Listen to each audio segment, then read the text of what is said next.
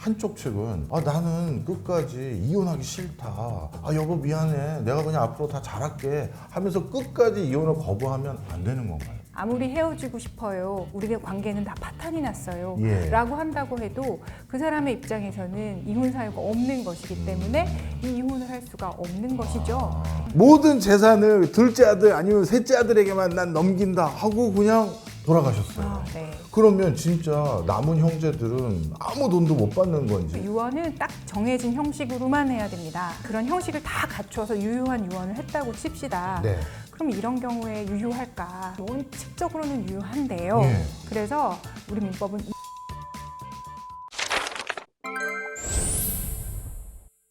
오늘은 나를 지키는 민법의 저자 장보은 교수님과 함께 이야기 나눠보고 있습니다. 앞서서는 민법의 한 축인 재산관계를 중심으로 계약과 그 밖에 여러 가지 내용들을 살펴봤는데요. 이번에는 가족법에 대해서 이야기를 해볼까 합니다. 교수님, 저도 제 주변에 좀 안타깝지만 이혼하는 사람도 있고 네. 그 과정에서 양육권 관련해서 다투는 사람들도 좀 있는 상황입니다. 뭐 이런 과정에서 만약에요, 한쪽 측은 나는 끝까지 이혼하기 싫다. 난 그냥 우리 애랑 같이 살고, 여보 미안해. 내가 그냥 앞으로 다 잘할게 하면서 끝까지 이혼을 거부하면 안 되는 건가요? 이혼을 할 수 있는 방법으로 우리나라에서 정해놓은 것은, 우리 민법이 정해놓은 방법은 두 가지입니다. 예. 하나는 합의 이혼이고요. 또 하나는 이제 재판상 이혼이겠죠. 그냥 다 합의가 되면 일단 할 수 있습니다. 어떻게 보면 혼인이나 이혼이나 다 일종의 계약이라고도 볼 수 있거든요. 그래서 합의 이혼이라는 건 이제 우리 혼인 그만하자라는 새로운 계약을 체결하는 거라고 볼 수 있고요. 근데 합의가 잘 안 되면 이제 재판으로 가야 되는데, 계약은 지켜줘야 되잖아요. 네. 혼인 계약도 지켜줘야 되거든요. 이게 얼마나 심각한 계약이냐면 죽을 때까지 지켜야 되는 계약인 예. 거잖아요. 그럼 얘를 깨려면, 이 계약 관계를 이제 해지하려면 그 해지할 수 있는 사유가 있어야 하는 것이고, 일방적으로 계약을 해지하기 위한 사유들은 민법에서 정해놓고 있습니다. 그래서 뭔가 상대방이 부정한 행위를 했다거나, 아니면 나한테 뭐 중요한 내 부모님이나 학대를 했다거나, 아니면 뭐 3년 이상 이 생사를 모르겠다거나, 이런 조건이 있을 때만 계약을 해지할 수 있는 거죠. 네. 그런데 그렇지 않다라고 하면 계약을 일방적으로 그러니까 이혼을 할 수는 없습니다. 그래서 잘못을 한 당사자가 아무리 나는 같이 살고 싶어요 뭐 한다고 해도 그런 사유가 있다면 일방적으로 이혼을 청구할 수 있는 거고, 예. 거꾸로 그 사람이 아무리 헤어지고 싶어요, 우리의 관계는 다 파탄이 났어요 예. 라고 한다고 해도 그 사람의 입장에서는 이혼 사유가 없는 것이기 때문에 이 이혼을 할 수가 없는 것이죠. 얘를 유책주의라고 표현을 합니다. 유책주의라고 표현을 하는데요. 상대방에게 어떤 책임이 있어야지만 이혼을 할 수 있습니다 라는 뜻이고, 유책 사유는 잘 모르겠지만 네. 이미 이 관계는 더 이상 유지될 수 없는 파탄난 관계다. 예. 그러면 혼인을 좀 그만하자. 그러고 나서 책임 있는 사람한테 손해배상 물으면 되지 않겠냐. 예. 이런 식으로 생각하실 수도 있을 것 같은데, 그렇게 인정하는 나라들도 있고요. 근데 우리는 아직까지는 거기까지 가진 못한 상황이고요. 예. 뭔가 축출 이혼, 그러니까 쫓아내는 이혼을 하면 안 된다라는 생각이 강하기 때문에 아직까지는 우리는 유책주의에 서 있습니다. 예. 물론 여러 판례들이 조금씩 파탄주의 경향으로 가고 있기는 한데요. 앞으로 사회가 어떻게 변하면 이게 어떻게 또 변할 수 있을까는 우리가 지켜봐야 되는 대목입니다. 그렇군요. 네. 어떤 이유로든 간에 이혼을 하게 되면 자연스럽게 재산도 좀 분할을 해야 되는 경우가 당연할 텐데, 그렇죠. 그럼 이 재산 분할할 때 이 기준도 참 궁금합니다. 어떤 명확한 몇 가지 기준들이 뭐가 있을까요? 이혼을 하게 되면은 이 부부가 함께 이루었던 이 경제 공동체에서 형성한 재산들을 나누어 갖는 절차가 필요하고, 걔가 재산 분할 청구인데요. 네. 그래서 일단 이것도 가장 중요한 건 당사자가 협의하면 협의하는 대로입니다. 그러니까 만약에 협의를 네. 99대 1로 협의를 해도 그럼 인정을 해주는 거예요? 그렇죠. 당사자들이 그걸 원한다라고 한다면 원칙적으로는 가능한 일입니다. 그런데 그게 잘 안 되니까 자꾸 다툼이 생기는 그렇겠죠. 거죠. 그럼 이제 법원에 가가지고 이걸 나눠달라고 이야기를 해야 되는 것이고요. 그럼 가정법원은 재산 분할 청구를 받으면 이제 어떤 재산이 있는지를 확인을 하고요. 네. 이제 재산 중에 부부가 그 경제 공동체를 이루어서 함께 형성한 그런 재산은 이제 분할의 대상이 되는 것이고 네. 그렇지 않은 경우 예를 들어 일방이 그냥 아버지한테 상속을 받았다거나 증여를 받았다거나 이거는 부부가 같이 형성한 재산은 아니죠. 그렇죠. 그래서 그거는 그냥 자기가 가져가면 되는 것이고 예. 그래서 부부가 함께 형성한 재산은 이제 분할의 대상이 됩니다. 네. 이거는 조금 더 실질적으로 봐야 되는데요. 예컨대 맞벌이가 아니라 한쪽만 돈을 버는 경우들도 있죠. 많이 있죠. 아직도 예. 있고 그런 경우에 예컨대 남편만 돈을 벌어오고 뭐 부인은 집에서 이제 가사를 전업주부로, 그렇죠. 예. 가사를 담당했다라고 한다면 어떻게 보면 이거 다 내 돈 모아서 산 집처럼 보이고 심지어 명의도 남편 명의다라고 예. 하더라도 거기 그렇게 형성할 수 있는 데에는 부인의 가사 노동이 상당한 몫을 차지하고 있다라고 생각을 하기 때문에 명의와 상관없이 뭐 많게는 40~50%까지도 부인의 몫을 인정을 해줍니다. 네. 그리고 또 어떤 예가 있을까요? 퇴직금 같은 것도 생각을 예. 해보면 이제 내년에 이혼을 하면 예. 퇴직금이 나와요. 예. 근데 올해 이혼을 하면 아직 안 나온다. 예. 그럼 그런 퇴직금은 재산 분할의 대상이 돼야 될까요? 아니어야 될까요? 당연히 돼야죠. 그렇습니다. 네. 그래서 아직까지는 나오지 않았더라도 나중에 나올 게 분명하고 그 액수를 대충 계산을 할 수 있다라고 예. 하면 이것도 전부 다 포함을 시키는 거죠. 네. 그러면 재산 분할에 있어서 이득이 되는 걸 나누는 건 당연해 보이는데 네. 손실이 되는 즉 부채가 있어요. 그것도 나눕니까? 부채가 어떻게 형성되었는지를 봐야 됩니다. 그러니까 우리는 부부 재산을 어떻게 평가를 할까에 대해서 부부 재산은 일단 별산이거든요. 예. 원칙적으로. 네. 그래서 만약에 남편이 사업한다고 엄청 채무를 일으켰다라고 하면 원칙적으로 그건 남편이 책임지는 게 맞습니다. 예. 그렇겠죠. 그런데 이 빚을 진 게 같이 살 집을 마련을 하느라고 집을 지었다라고 하면 어떨까요? 그때는 부부가 함께 책임을 졌었어야 되는 거잖아요. 그렇기 때문에 얘는 채무, 그러니까 부채라고 하더라도 예. 재산 분할의 대상이 될 수 있습니다. 네. 근데 이거 좀 억울한데요. 예를 들어서 앞서서 전업주부로 있는 아내분과 일을 챙겼던 남편이 나눌 때는 많게는 사안에 따라 40에서 50%까지 재산 분할이 가능하다고 했는데 부채에 대해서는 그 사업은 네가 하느라고 일으킨 거니까 그건 네 책임이고라고 해버리면 전업주부로 그 가사만 챙겼던 사람은 채무에 대해서는 다 면책이 되는 것 같아서. 그렇게 생각하실 수도 있겠네요. 그런데 생각해 보면 사업을 하는 거 당황하신 것 같아요. 그러게요. 그게 가사를 이렇게 근데 좋은 변호사가 되실 것 같아요. 그래요? 고맙습니다. 그래서 변호사로 주장해 볼 수 있는 지점일 것 같거든요. 그래요? 이 사업이 나만 좋자고 한 사업이냐? 맞아요. 경우에 따라서는 그럴 수도 있을 것 같고요. 그렇죠, 그렇죠. 그럴 수도 있을 것 같고요. 아니면 그래서 내가 이거를 집에 가정에 이만큼 형성하는데 보탬이 되었던 거다라고 한다면 그럴 수도 있겠죠. 근데 그 사업에 대해서는 그러니까 이혼을 하고 난 뒤에도 네. 아마 사업을 계속 운영하시는 건 남편이실 것 같아요. 예. 그렇겠죠. 그래서 그쪽에 묶여 있는 게 더 맞는 말 같습니다. 네. 자, 그리고 또 한 가지 궁금한 게 양육비예요. 양육비를 안 주는 부모에 대해서 뭐 7월부터는 국가가 대신 지급한다. 뭐 이런 제도들도 설명해 주셨는데 설명을 좀 자세히 해주세요. 부부가 헤어지면 이혼을 하게 되면 현실적으로 아이를 키우는 입장에서는 양육권을 가진 입장에서는 돈이 드는 것이고 양육을 안 하는 부모는 그래서 그만큼을 일단 지원을 해야 되는 문제가 생기는데 안 주는 사람들이 너무 많죠. 그러니까 보통 이제 이혼을 하게 되면 양육비에 대한 얘기도 다 산정을 하도록 돼 있는데 채권 채무 관계는 생겼지만 이행을 안 하는 경우들이 많아지고 그러면 한부모 가정은 굉장히 어렵게 아이를 키울 수밖에 없는 경우들이 있어서 국가에서 일단 선 지급을 합니다. 일정 금액, 뭐 많지는 않습니다만 한 달에 얼마씩은 일단 국가에서 묻지도 따지지도 않고 일단 한부모 가정한테 주고요. 그리고 나서 그거는 원래는 내셨어야 되는 거니까 네. 죄송합니다. 이렇게 해서 죄송한데 저희 집은 전혀 문제 없습니다. 근데 원래는 내야 되는 사람은 따로 있는 거니까요. 네. 그러면 국가가 나한테 줘, 얘한테 주지 말고 나한테 줘라고 하는 게 양육비 선지급제이고요. 그래서 올 7월부터는 이게 시행이 돼서 한부모 가정에 숨통을 드릴 수 있을 것 같습니다. 아, 네. 그렇군요. 제가 그 가끔 이제 아마존에서 제 분야가 아닌 독특한 책을 사볼 때가 있는데요. 네. 최근 한 몇 년 안에 읽었던 책 중에서 진짜 재밌었던 책이 우리나라 말로 번역하면 이게 친밀함의 계약, 친밀함의 거래 이런 책인데 내용이 뭐냐면요.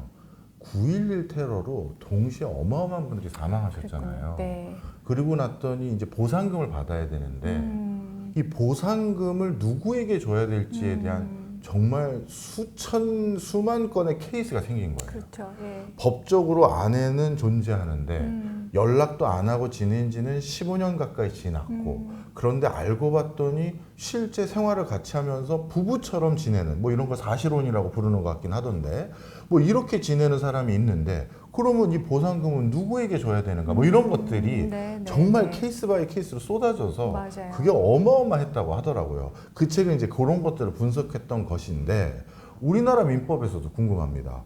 혼인신고 안 하고 동거하고 살고 있어요. 이런 사실혼 우리나라 민법에서는 보호받을 수 있습니까? 원래는요, 사실혼이라고 하면 민법에서 생각하는 혼인의 범주는 아니잖아요. 부부가 되려면 일단 혼인의 의사가 합치해야 되고 그다음에 혼인 신고를 꼭 해야 합니다. 네. 그래야 국가가 알아요. 아, 이 사람들은 혼인 신고를 한 사람들이니까 내가 보호를 해야겠구나라는 걸 아는데 사실혼은 뭐 결혼식 거창하게 하고 남들 볼 때 똑같은데 혼인 신고를 안 했어요. 예. 라고 하면 국가 입장에서는 이 친구들을 원칙적으로는 보호해 줄 필요가 없는 거예요. 예.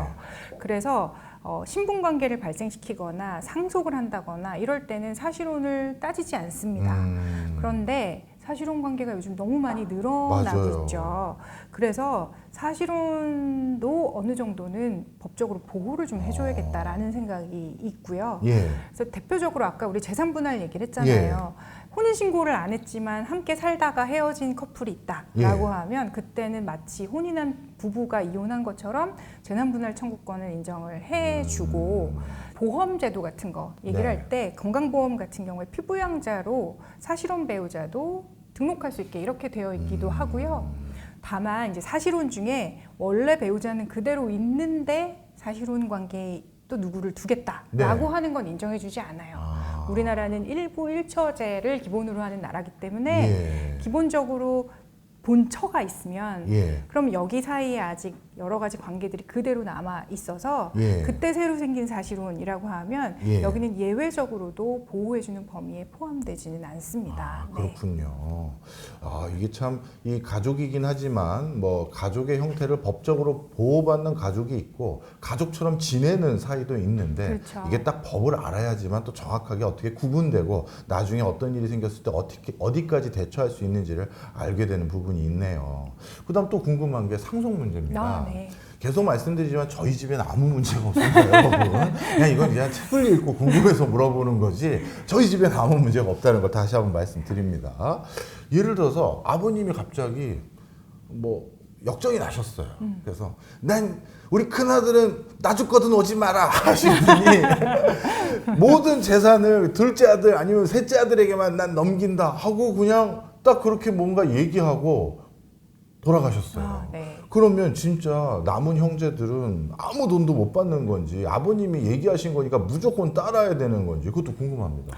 너는 오지 마라 라고 아무리 말씀을 하셨다고 하더라도 유언은 유효한지를 먼저 살펴볼 필요가 있습니다. 계약은 계약서 체결 안 해도 유효합니다 라고 말씀드렸는데 유언은 조금 달라집니다. 왜 그러냐면 죽은 자는 말이 없기 때문이죠. 예. 그래서 진짜로 그렇게 말했는지 아닌지 둘째 아들이 어느 날 형한테 주지 말래 다 나한테 주래 분명히 말씀하셨어 라고 했다고 하는데 아버님은 이미 돌아가셨고 맞아요. 들은 사람은 아무도 없고 예. 그렇게 되면 그 유언이 과연 유효할까 가지고 엄청 또 싸우게 될 거죠. 그래서 유언은 딱 정해진 형식으로만 해야 됩니다. 예. 그래서 예를 들면 자필로 다 처음부터 끝까지 쓰면서 이름도 쓰고 주소도 쓰고 막 이래야 되는 그런 형식을 다 갖춰서 유효한 유언을 했다고 칩시다. 네. 그럼 이런 경우에 유효할까? 네. 둘째 다 줘라 혹은 셋째 다 줘라 아니면 전혀 상관없는 어디 기부해라. 그래. 난 BTS가 좋으니까 뭐 누구한테 줘라라거나 뭐 이런 경우요. 예. 그런 경우에 그게 유효해지나라고 하면 원칙적으로는 유효한데요. 예. 그러면 얼마나 억울하세요, 첫째 아들이요. 그렇죠. 왜냐하면 어느 정도는 기대하는 바가 있죠. 아버님이 예. 돌아가시면 나한테 적어도 한 3분의 1에서 4분의 1까지는 올 거야. 이런 기대가 있고 그게 어느 정도는 보호해줄 만합니다. 그래서 우리 민법은 유류분이라는 제도를 두었는데요. 원래 받아야 될 몫의 뭐 2분의 1이나 3분의 1까지는 보장을 해주는 그런 제도가 유류분 제도입니다. 예. 네.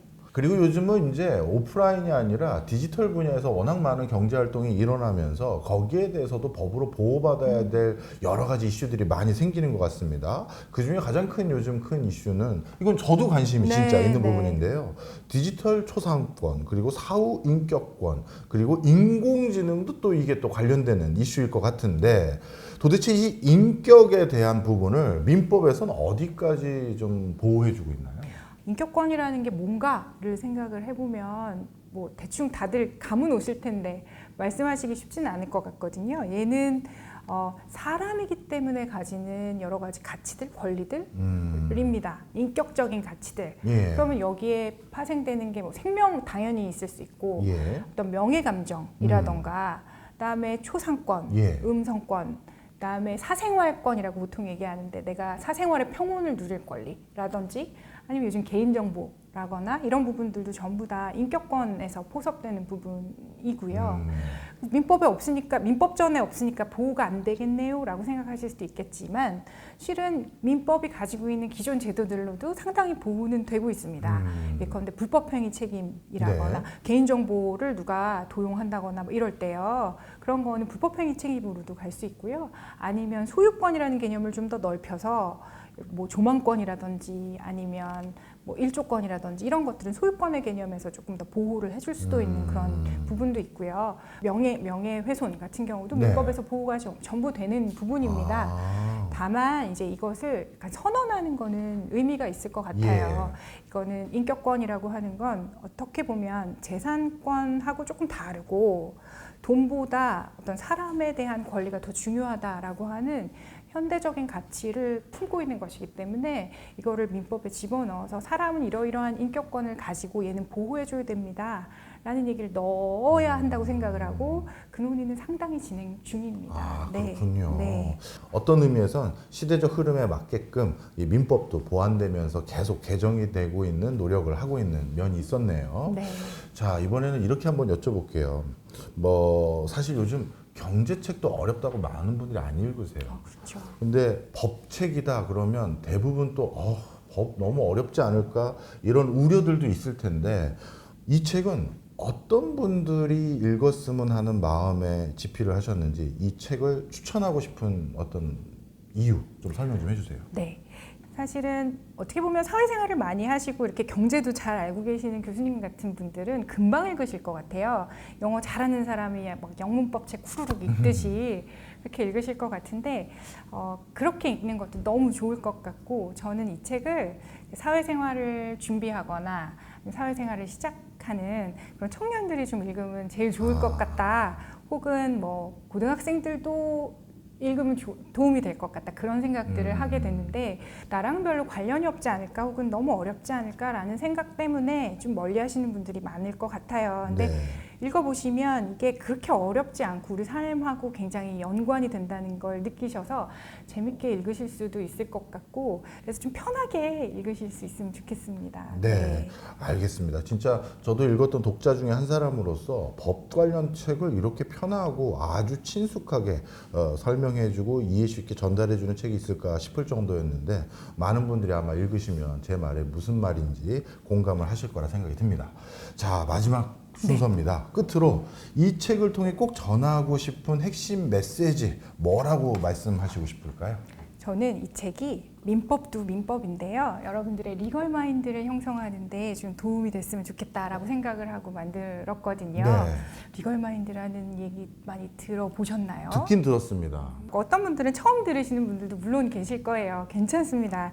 얘는 법적인 어떤 개념이나 원리를 어떻게 적용해서 문제를 해결하나 뭐 이런 걸 얘기할 때 우리가 리걸 마인드라는 이야기를 많이 쓰고 쉽게 얘기를 드리면 변호사처럼 생각하고 변호사처럼 문제를 해결하는 방법 이라고 말씀드릴 수 있는데 난 변호사도 아닌데 그게 나한테 왜 필요한가요? 라는 질문을 당연히 하실 것 같아요. 근데 제가 살면서 사회생활을 하다 보니까 그렇게 리걸마인드 훈련을 받았던 게 실제로 굉장히 유용하더라라는 생각을 하게 됐고 그래서 제가 맨 마지막 장에 이거 훈련 우리도 한번 해봅시다 이런 얘기를 드렸거든요. 리걸마인드라는 걸 그럼 훈련을 어떻게 하느냐 하면 저희 변호사들이 노상하는 훈련 그리고 제가 이제 로스쿨 학생들한테도 매일 하는 얘기가 뭐냐면 복잡한 문제 상황이 있으면 그 중에 정말 쟁점이 뭔지를 딱 집어내는 거 거기서부터 시작을 하자고 말씀을 드려요. 그러니까 이거는 그냥 포인트를 하는 게 아니라 정말 핀셋으로 꼽듯이 핀포인트를 정확하게 쟁점을 짚어내게 되면 그러면 그 다음에는 2단계로 우리가 이거를 둘러싼 권리관계를 살펴보는 거예요. 그래서 이해관계가 어떻게 둘러싸고 있는지를 분석을 하는 거죠. 우리 민법이 제일 관심 있는 게 권리였기 때문에 예. 그 훈련을 하기에 민법이 되게 좋은 도구가 될 수 있고요.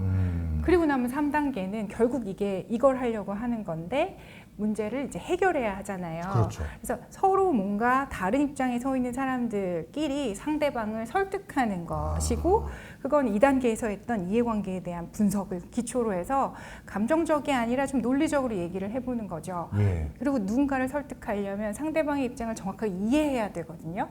당신은 이것 때문에 이것 문제라고 생각하시는군요. 나는 이런 권리가 있고 당신은 이런 권리가 있는데 얘를 양팔저울에 올려놓고 달아보면 그래도 내 권리가 좀 더 중요한 것 같아요 라거나 당신이 그래서 좀 속상한 부분은 내가 이런 식으로 좀 메꿔주겠어요 라고 한다거나 이런 식으로 문제를 해결하는 훈련을 해보는 거는 되게 하실 수 있을 거예요. 여러분들이 사회생활을 하다 보면 그러고 싶지 않아도 갈등 상황은 늘 있잖아요. 그렇죠. 분쟁이라는 건 피하고 싶지만 생기기 마련이거든요. 예. 그럴 때 우리가 훈련했던 그 사고를 가지고 한번 적용해 보시면 좀 지혜롭게 문제를 해결하실 수 있을 것 같습니다. 네. 마지막으로요. 이 책의 한 문장을 꼽는다면 어떤 문장을 꼽으실지도 궁금합니다. 법은 우리의 삶 그 자체라고 합니다. 민법은 여러 법 가운데 우리 삶에 가장 가까이 자리하고 있는 법입니다. 그렇기 때문에 민법을 잘 이해하면 우리의 삶 역시도 더 잘 이해할 수 있습니다. 이 문장이 3개입니다. 네. 이걸 그런데 딱 꼽으셨습니다. 이어지네요. 네. 어떤 맥락인지. 네. 알겠습니다. 진짜 법은 우리 삶 자체이고 그 법들 중에 민법이 우리 삶에 가장 가까이 있다는 말씀을 저도 책 읽으면서 여러 번 되뇌이게 되는 순간이 많았습니다. 자, 오늘 좋은 말씀 너무 감사하고요. 그리고 TV에서 뵀던 분을 이렇게 직접 뵙게 돼서 저도 오늘 너무 반가웠습니다. 오늘 출연하신 소감 한마디 부탁드려요. 네. 저도 TV에서 뵀던 분을 여기서 뵙게 돼서 너무 반가웠고 영광입니다. 민법을 조금 편하고 누구나 다 가깝게 그렇게 느꼈으면 좋겠다라는 생각에서 이 책을 쓰게 됐는데요. 여러분한테 앞에서 소개를 하면서 민법은 참 진국인데 알게 되면 진국인데 낯을 가리는 친구예요. 이렇게 말씀드렸는데 이제 좀 진국이라는 표현을 이해하실 수 있으면 정말 더 원이 없겠습니다. 그래서 여러분이 민법을 통해서 삶의 무게를 꼭 얻어가셨으면 좋겠습니다. 고맙습니다. 알겠습니다. 자, 오늘 시간 내주셔서 다시 한번 감사드리고요. 저는 세상 모든 지식을 맛보는 그날까지 잡식인 박정호가 함께 하도록 하겠습니다. 다음 시간에 만나겠습니다. 오늘 고맙습니다. 감사합니다.